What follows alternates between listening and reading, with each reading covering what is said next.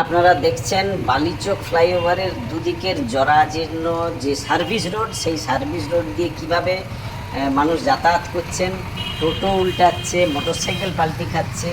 এই service road মেরামতের দাবিতে বালিচকের স্টেশন উন্নয়ন কমিটি তারা দাবি তুলে ধরেছিল। কয়েকদিন আগে বিডিও দপ্তরে তারা বিক্ষোভ করেছে। সেই বিক্ষোভের ছবি আপনারা দেখুন। আরো দুপাশে সার্ভিস রোড অবিলম্বে মেরামত করতে হবে। এই দাবিতে বালিচক স্টেশন উন্নয়ন কমিটির ডাকে আজকে ভিডিও নিকটে প্রদর্শনে দলে দলে যোগ দিন।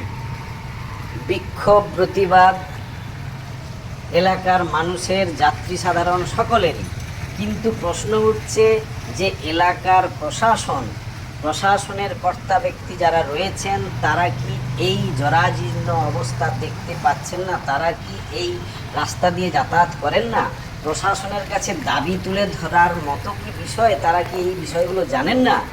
এই প্রশ্ন উঠছে। এলাকার মানুষ চায় দ্রুত এই যে জরাজীর্ণ রাস্তা দ্রুত মেরামত হোক। এক্সিকিউটিভ ইঞ্জিনিয়ার পিডব্লিউডি তিনি জানিয়েছেন কিছুদিনের মধ্যে উদ্যোগ গ্রহণ করা হবে।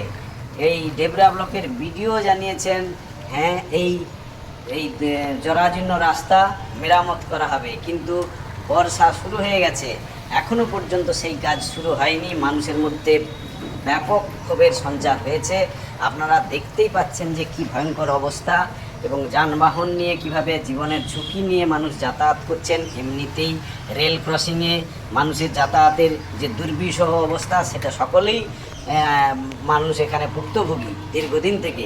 কিন্তু প্রশাসনের ভূমিকা নিয়ে কিন্তু প্রশ্ন উঠছে যে এরকম অবস্থা দিনের পর দিন চলছে, অথচ সেই প্রশাসন নির্বিকার।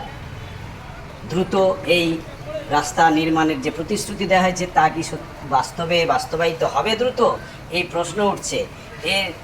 যদি দ্রুত এই রাস্তা যদি মেরামত না হয়, তাহলে কিন্তু একটা বিক্ষোভ গড়ে ওঠার সম্ভাবনা তৈরি হয়েছে বালিচকে।